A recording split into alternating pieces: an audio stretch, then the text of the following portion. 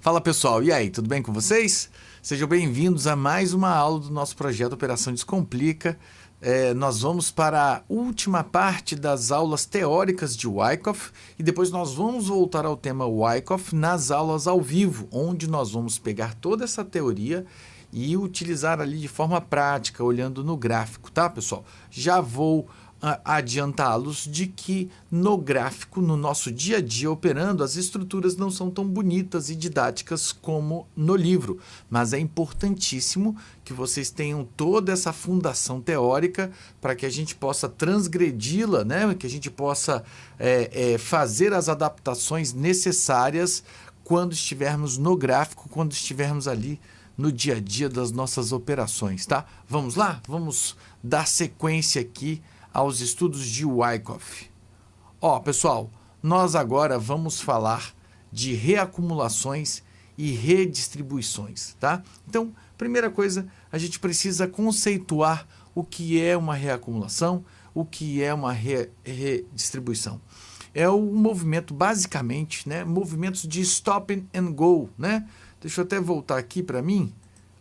Movimentos onde o preço está em tendência, seja de alta ou de baixa, está em tendência para continuar a tendência. Ou se está caindo, se é uma tendência de baixa, está numa tendência de baixa, consolida, né, para a tendência para voltar a cair de novo, tá? Então, trocando em miúdos, é mais ou menos um preço que se movimentava de alta para continuar subindo, ou um preço que estava caindo para voltar a cair, tá bom? Então, aqui é uma reacumulação, tá?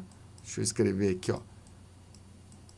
reacumulação, e aqui é uma redistribuição. Tá certo? Letrinha. Beleza? Então, basicamente, é isso. Só que tem os detalhes que nós vamos trazê-los agora. Vamos lá. Espera aí. Então, vamos lá. Reacumulações, né? Vamos por partes. Então, a primeira parte, vamos falar especificamente das reacumulações. Diferentemente da acumulação que ocorre após uma tendência de baixa e marca o início de um novo ciclo de alta, a reacumulação ocorre durante uma tendência de alta já existente, servindo como uma pausa e preparação para dar continuidade da tendência anterior. Ou seja, o que esse parágrafo está dizendo, pessoal? Deixa eu pegar o ponto fixo aqui que vai ser mais bonitinho o desenho. Será? Então, o que está dizendo? Está diferenciando da acumulação. Qual é o processo da acumulação natural?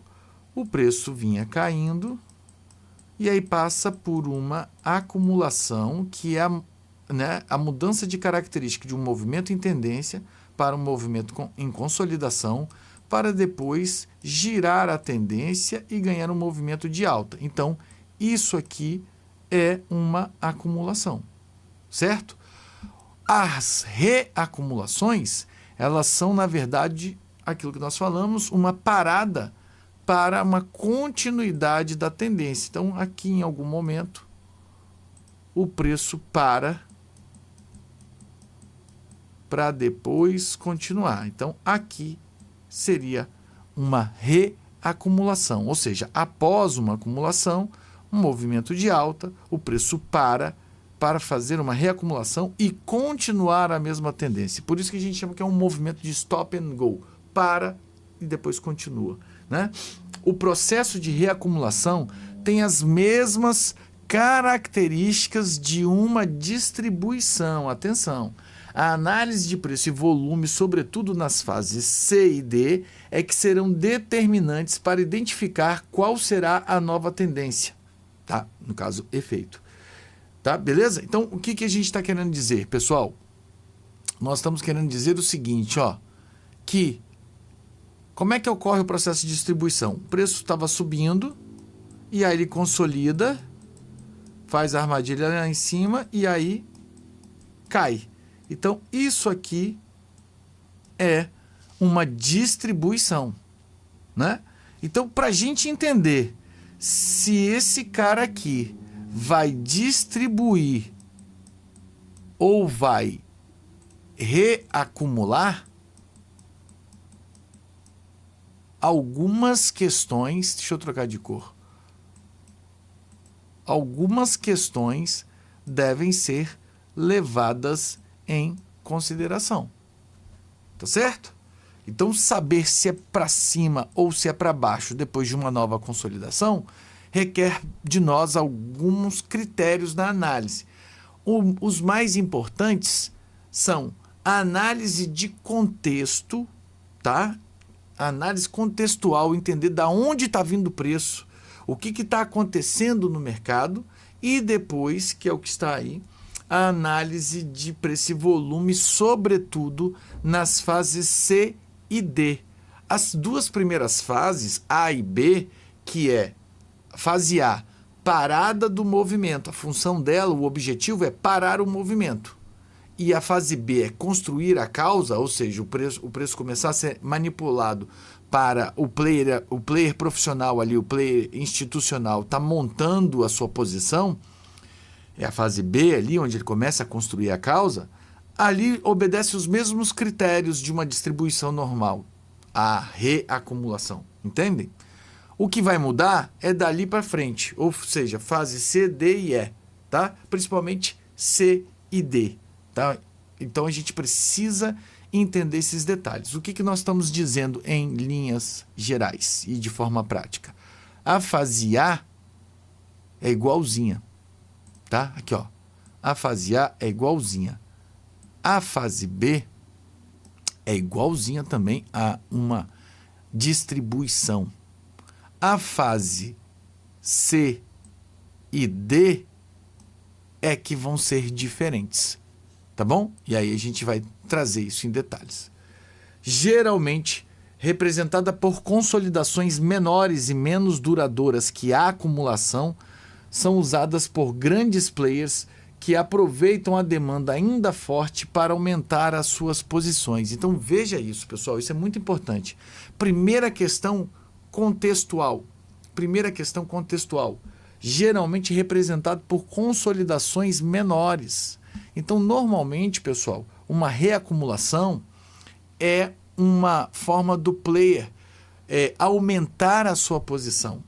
Ele vai fazer um teste da oferta e da demanda e vai aumentar ainda mais a sua posição. Então, primeiro, ele faz um processo de giro. Entenda, todo processo de giro é um processo demorado, requer ali realmente uma extinção do poder de oferta, do poder da força vendedora. Então, o preço vem caindo, trava. E este processo de acumulação, onde vai girar a tendência, é um processo mais demorado.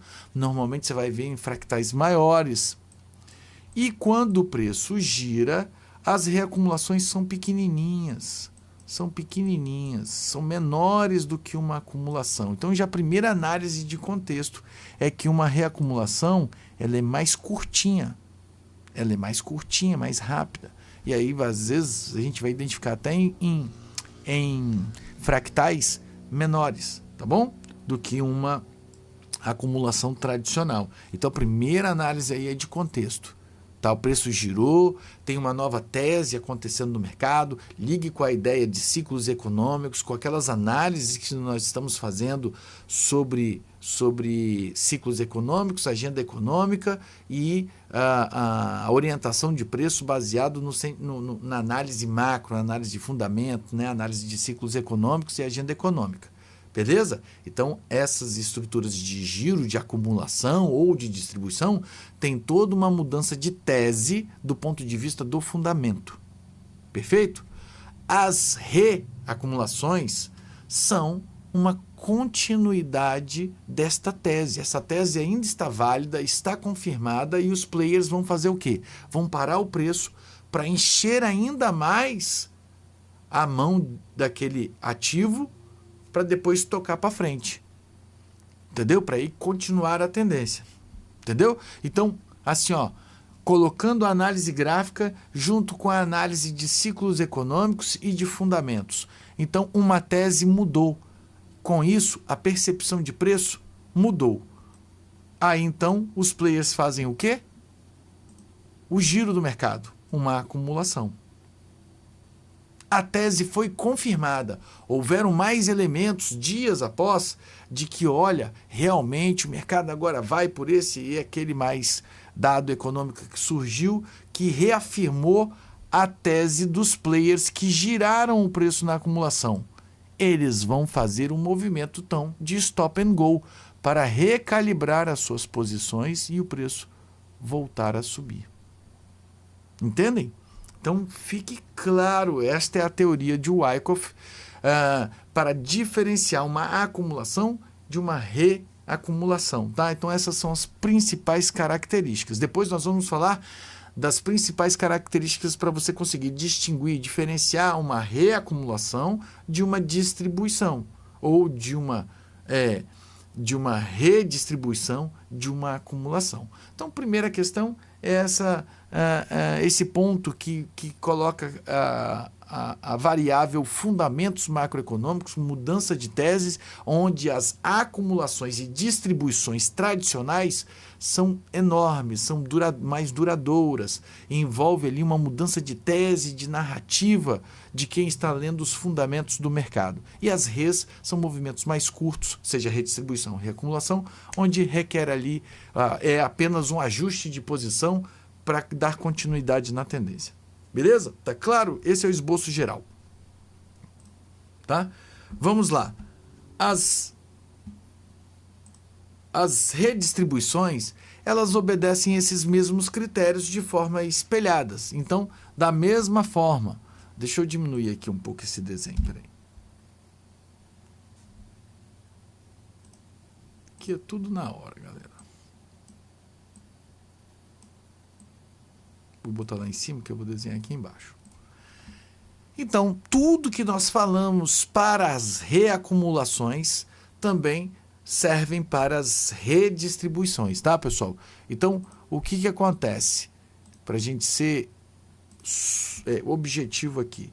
Nós estávamos vendo o preço subindo, segura lá, faz a armadilha e aí começa a cair. Isso é uma distribuição clássica que nós vimos, né, na aula anterior.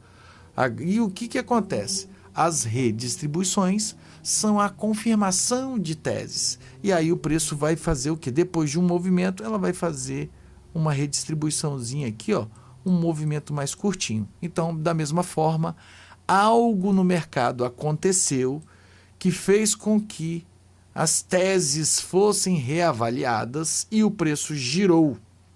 Conforme o tempo passou, novos dados foram saindo e aí se confirmou essa narrativa, esta tese que fez o preço girar. Nós vamos ver uma nova montagem de posição, menor, mais curta, para esses players continuarem vendendo sem com que o preço caia muito. Tá? Então, veja, o processo é basicamente igual. Diferentemente da distribuição, que ocorre após uma tendência de alta, marca o início de um novo ciclo de baixa, a redistribuição ocorre durante uma tendência de baixa já existente, servindo como uma pausa e preparação para dar continuidade à tendência anterior. Tá? Aí, da mesma forma que acontecem as reacumulações, o processo de redistribuição ele é muito parecido com uma acumulação, que vai tentar girar o preço, mas a análise de preço e volume, sobretudo na fase C e D, é que são diferentes e que vão determinar que a gente identifique. Geralmente representada por consolidações menores, como a gente já falou, mas aqui ó, o detalhe, é uma forma que os players usam, né, para vender em um nível de preço melhor. Presta atenção, pessoal. Ó, é feito o movimento, fazer com a linha reta. É feito o movimento de, é feito um movimento de distribuição. O preço subia, consolidou fez a armadilha, começou a descer, beleza? Fez aqui então uma distribuição.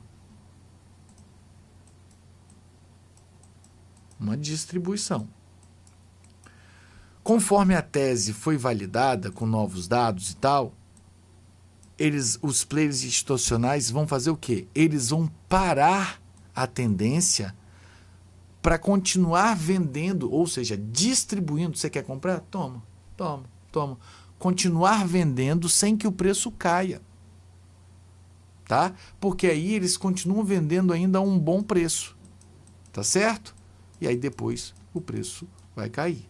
Então é a manutenção de uma faixa de preço interessante para eles continuarem vendendo, né, aquilo que eles querem desovar, distribuir, sem que o preço caia muito. Então eles vão manipular para segurar o preço numa região após a confirmação do giro. Tá bom? Beleza? Detalhe, tanto na reacumulação como na redistribuição, isso pode acontecer no último estágio da saída da estrutura, ali a mudança da fase D para a fase E. No caso das acumulações, é o jaque.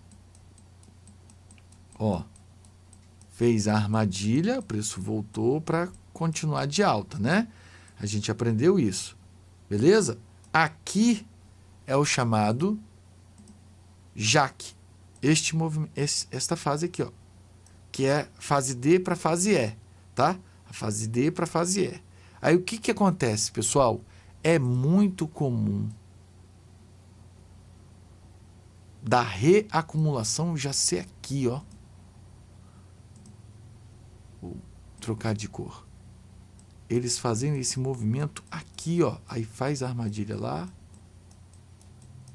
tá? Aí o spring seria o backup lá, o teste, o bueque. Beleza? É muito comum que essa reacumulação aconteça logo depois da saída, ainda dentro do processo de finalzinho ali da acumulação, tá? Um detalhe já que eu estou trazendo aqui questões práticas dentro da teoria. E, da mesma forma, o contrário. O preço vinha subindo, chegou lá em cima, fez o processo de distribuição. Perdão, deixa eu voltar aqui. Né? Fez o processo de distribuição. E aí, na hora de fazer o break the ice aqui, ó, que é o rompimento do fundo, né? Que aqui, ó, pode ser também chamado de Major Signal of Weakness, né? Ou Break the Ice. Aqui nesse fundo, ele vai fazer uma estruturinha. Vou botar de outra cor. Para então continuar o movimento. Tá certo? Então, assim, ó, é ainda dentro do processo de distribuição que acontece algumas redistribuições. Beleza? Para efeito da teoria, ele está aqui no meio do processo. Depois de distribuir, é que ele faria isso aqui, né? Já na fase E, que é assim, ó, no desenho. Mas, na prática, a gente vai ver que muitas vezes acontece aqui. Tá? Beleza? E aí, agora vamos a alguns detalhes importantes. Primeiro, a parte conceitual, agora vamos a alguns aspectos técnicos da leitura. A reacumulação ou distribuição, redistribuição ou reacumulação, como identificar, né? Como é que vamos identificar, tá? Aqui o Guilherme Moça deu mole, né? Eu já fiz algumas observações aqui em relação ao livro. Aqui, cara, ele acaba colocando quase o mesmo tamanho, né? Para facilitar a aprendizagem, era melhor que fossem tamanhos menores, né? Mas normalmente vocês vão ver fractais diferentes, né? Então aqui a reacumulação, aqui a reacumulação, aqui a redistribuição, tá certo? Vamos ver o que nós teremos de ferramenta de análise para poder diferenciar uma coisa da outra. Vamos lá. Contexto de mercado. Primeiro vou colocar lá o conceito lá. O processo de identificação é baseado em uma análise cuidadosa de elementos chaves, como o contexto de mercado e análise de preço e volume. Então, ó, o contexto de mercado e análise de preço e volume. O contexto de mercado é todo esse acompanhamento da agenda econômica e das teses que surgem de acordo com as etapas dos ciclos econômicos, tá? Beleza? E depois vem a questão mais técnica, mais gráfica, que é a análise de preço e volume, certo? Então vamos lá, ó. Basicamente, contexto de mercado, uma reacumulação ocorre após uma acumulação significativa, fractais maiores, né? Então a gente falou dessa diferença de fractais. A mesma ideia valerá para identificar as redistribuições. Agora atenção, ó. Na reacumulação, observe o comportamento do preço no creek. O creek é o topo, o rio. O Wyckoff chamava a região de resistência da consolidação de creek, tá bom? Observe o comportamento do creek, topo, resistência. Os testes dessa região mostrarão diminuição de volume e pressão vendedora cada vez menor. Olha só o que nós estamos vendo aqui, pessoal. Vamos olhar aqui, ó, o que este trecho nos diz. Deixa eu fazer o desenho aqui, tá? Vou botar azulzinho aqui, ó. Aqui então vai ser o creek, né, o rio, e aqui vai ser o gelo, né, o fundo da estrutura, tá? Beleza? Então o que ele está dizendo, gente? Que quando a gente vê o preço indo para esta região do topo, a gente vai ver menos volume, sobretudo na venda.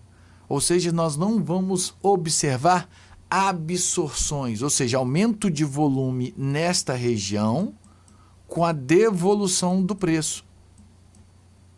Isso é uma absorção. Nós vamos ver, na verdade, exaustões. O preço chega lá e volta sem volume. Não tem uma pressão vendedora. Voltou porque o comprador parou. Entende? Então, basicamente é o seguinte, pessoal. Se nós queremos ver este preço consolidar... Perdão, vou repetir. Se nós queremos ver uma reacumulação... Reacumulação, o preço está vindo daqui de baixo de alta. E aí, ao parar aqui, o que nós precisamos ver?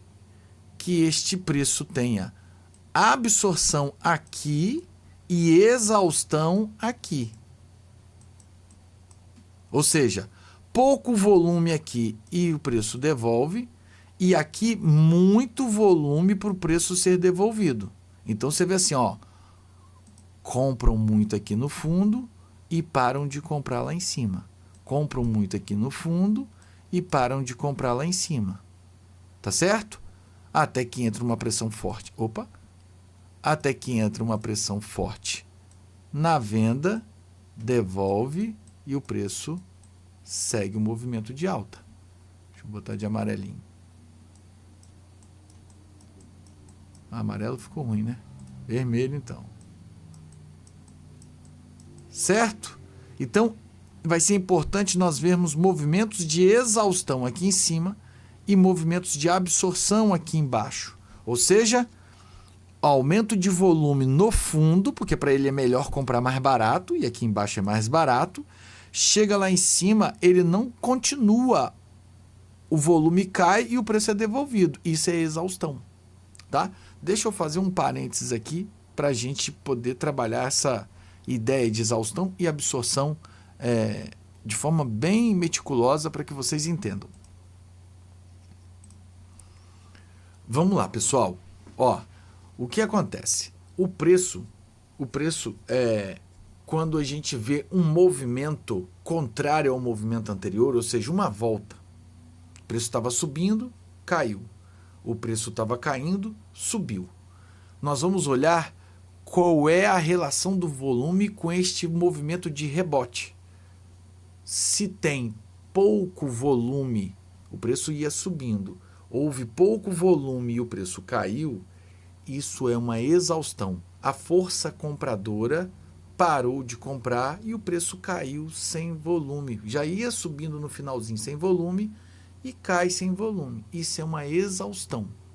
Uma absorção, ela é uma absorção por parte da força vendedora, ou seja, o preço ia subindo, chegou lá na região de topo, aumentou muito o volume e o preço caiu, ou seja, vendedores entraram muito forte para bloquear o preço, absorveram o movimento de alta. Entende a diferença? Da mesma forma, o contrário. O preço vinha caindo, e quando chega no fundo, o volume diminui, o volume diminui muito e o preço retorna, isso é uma exaustão da força vendedora. Porém, se o preço vem caindo, aumenta o volume e o preço é devolvido, o que fez essa devolução foi uma absorção dos compradores. Os compradores absorveram.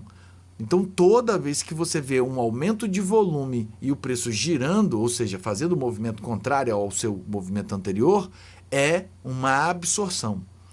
Da mesma forma, toda vez que você vê o preço voltando, porém agora sem volume, é uma exaustão.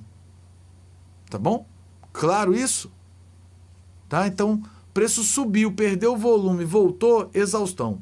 Preço subiu, aumentou o volume, voltou, absorção. Tá? Exaustão do movimento de alta é o comprador cansando. A absorção do movimento de alta é o vendedor forçando contra. Tá? Beleza? Aí é só pensar o contrário.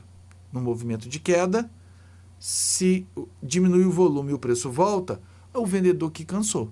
Se está caindo, aumentou o volume e o preço voltou, é o comprador que está absorvendo. Certo? E isso vai fazer toda a diferença aqui, ó. Vamos voltar agora, já que você entendeu melhor esse conceito do que é absorção e exaustão, vamos então trabalhar de novo aqui a tese. Numa reacumulação, o preço vem lá de uma tendência de alta, vem subindo, consolida, e se ele vai reacumular, continuar com a alta, nós queremos ver aqui exaustão. Ou seja, quando chega aqui em cima, o comprador não tem interesse. Ele para de negociar. Então, baixa o volume e o preço volta.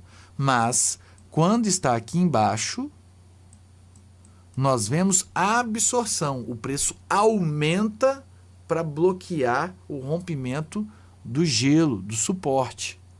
Tá? Então, absorção embaixo, exaustão em cima, já vão nos sugerir que este preço provavelmente irá continuar com o seu movimento de alta.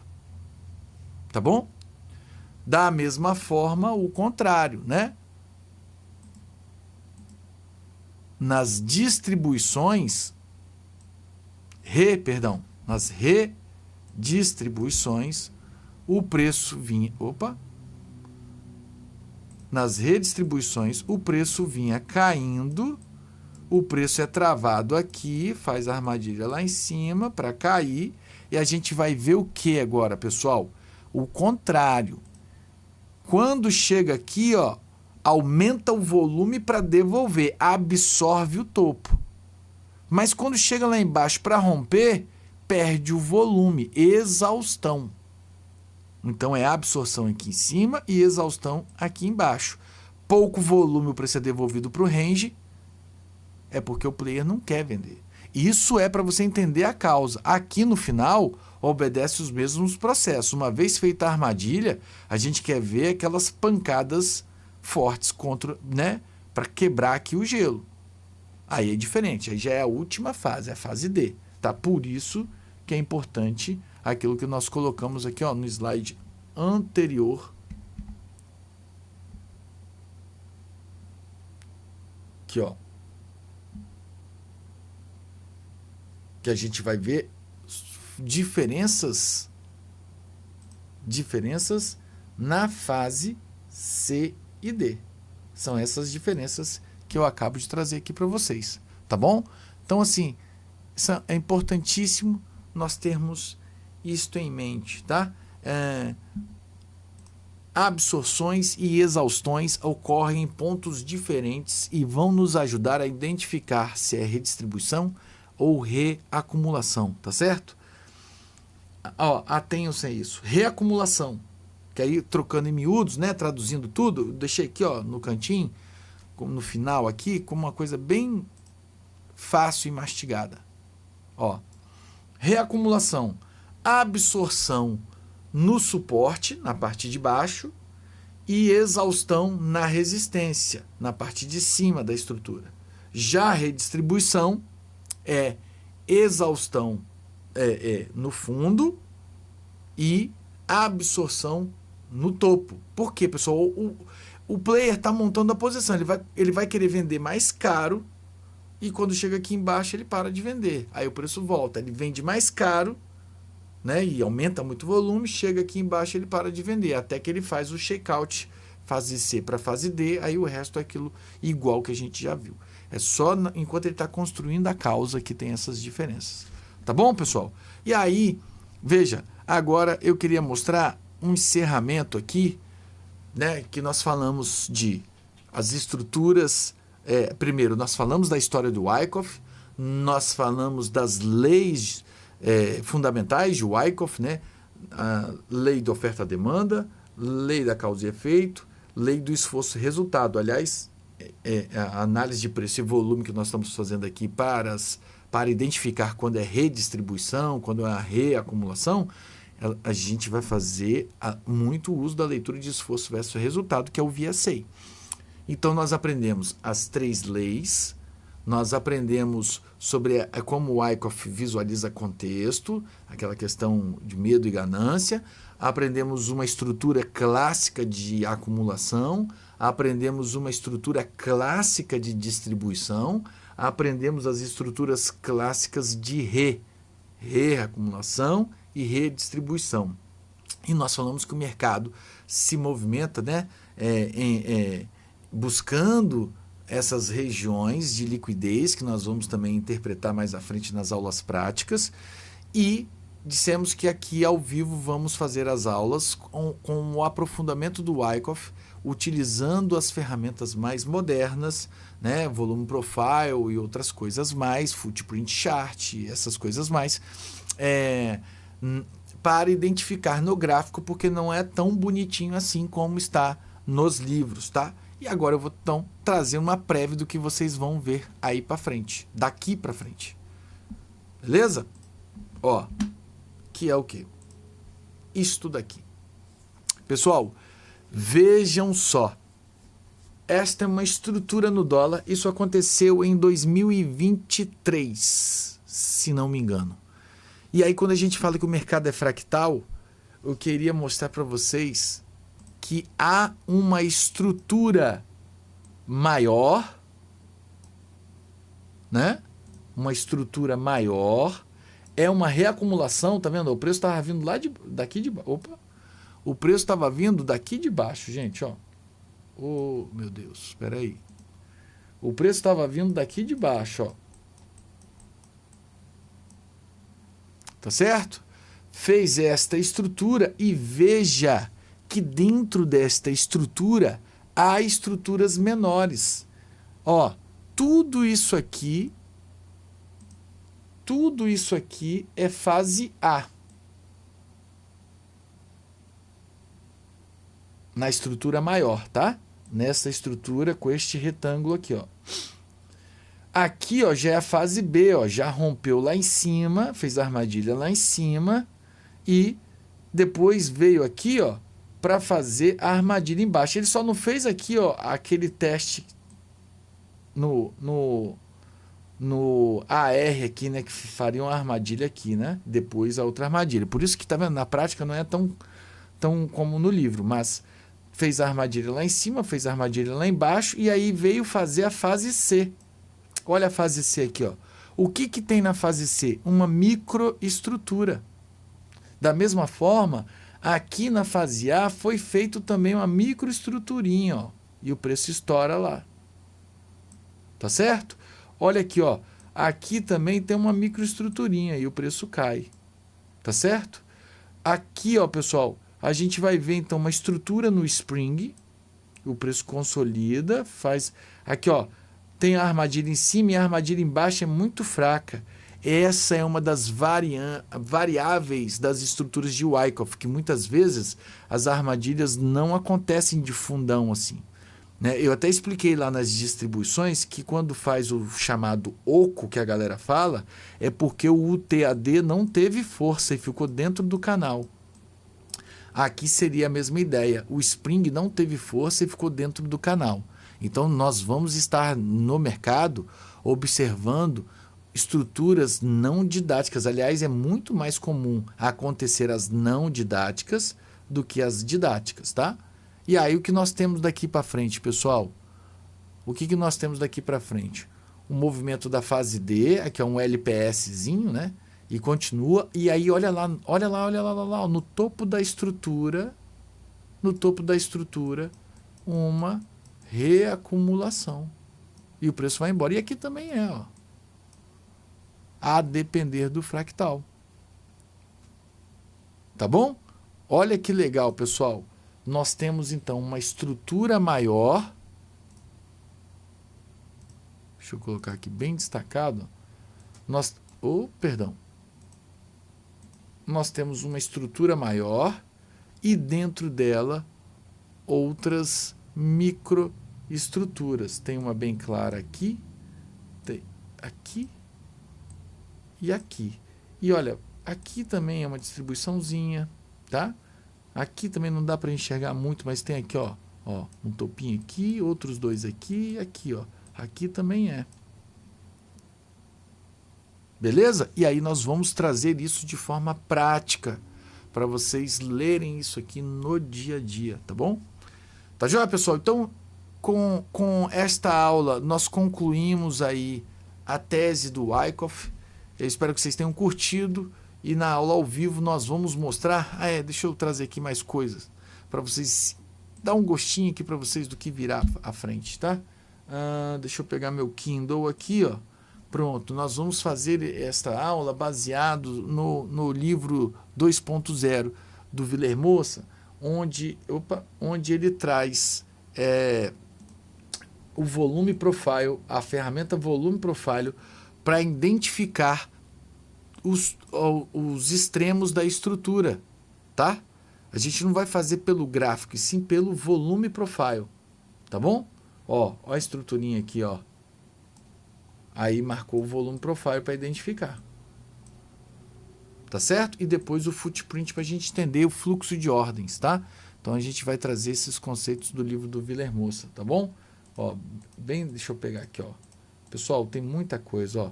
Olha aqui, ó. A gente vai fazer VSA em pontos importantes, tá? Ó. Primeiro aqui, ó, o volume profile para marcar o que é o topo e o fundo da estrutura. E olha, depois nós vamos fazer os VSAs nos pontos corretos. Joia? Então é isso, pessoal. Até a próxima aula. Espero que vocês tenham curtido. A gente vai ficando por aqui com a tese de Wyckoff. E aí vamos fazer um super aulão ao vivo para trazer essas questões práticas, olhar para o gráfico, identificar a teoria do Wyckoff acontecendo. Valeu, gente.